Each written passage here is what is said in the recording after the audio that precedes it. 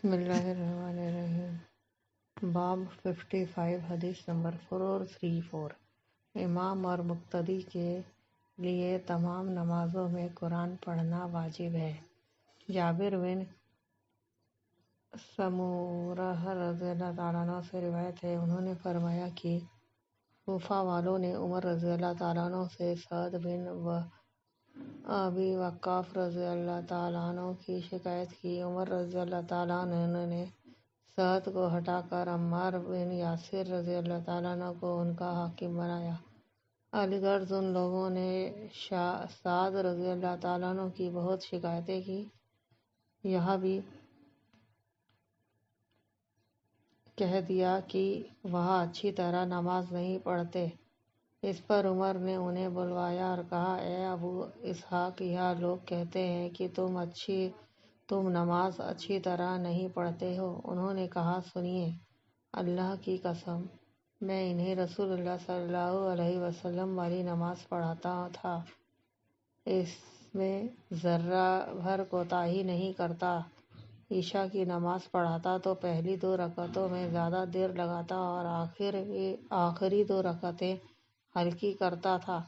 عمر رضی اللہ تعالیٰ عنہ نے فرمایا، اے ابو اسحاق، تمہارے بارے میں ہمارا یہی گمان ہے۔ پھر عمر رضی اللہ تعالیٰ عنہ نے ایک آدمی یا کچھ آدمیوں کو سعد رضی اللہ تعالیٰ عنہ کے ساتھ کوفہ روانہ کیا تاکہ وہ کوفہ والوں سے سعد رضی اللہ تعالیٰ عنہ کے بارے میں تحقیق کریں۔ انہوں نے وہی کوئی مسجد نہ چھوڑی جہاں سعد رضی اللہ تعالیٰ عنہ کا حال نہ پوچھا ہو۔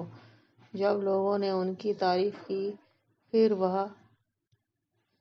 ابرہ قبیلے کی مسجد میں گئے تو وہاں ایک آدمی کھڑا ہوا جس کی کنیت ابو سعدہ اور اسے اسامہ بن قتادہ کہا جاتا تھا۔ وہ بولا، جب تم نے ہمیں قسم دلائی تو سنو۔ سعد جہاد میں لشکر کے ساتھ خود نہ جاتے تھے اور نہ ہی مال غنیمت برابر تقسیم کرتے تھے اور مقامات میں انصاف سے کام نہ لیتے تھے۔ سعد رضی اللہ تعالیٰ عنہ نے یہ سن کر کہا، اللہ کی قسم، میں تجھے 3 بددعائیں دیتا ہوں۔ اے اللہ، اگر تیرا یہ بندہ جھوٹا ہے تو صرف لوگوں کو دکھانے یا سنانے کے لیے کھڑا ہوا ہے تو اس کی عمر لمبی کر دے، فقیری بڑھا دے اور آفتوں میں پھنسا دے۔ چنانچہ ایسا ہی ہوا۔ اس کے بعد جب اس سے اس کا حال پوچھا جاتا تو کہتا کہ میں ایک مصیبت میں گھرا ہوا لمبی عمر والا بوڑھا ہوں، مجھے سعد کی بددعا لگ گئی ہے۔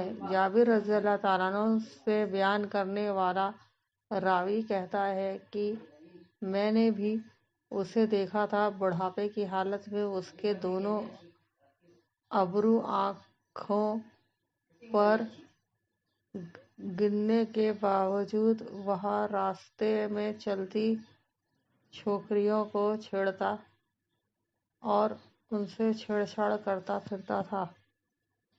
فائدے: حضرت سعد بن ابی وقاص رضی اللہ تعالیٰ عنہ فاروقی خلافت میں کوفہ کے گورنر تھے اور امامت بھی کرتے تھے۔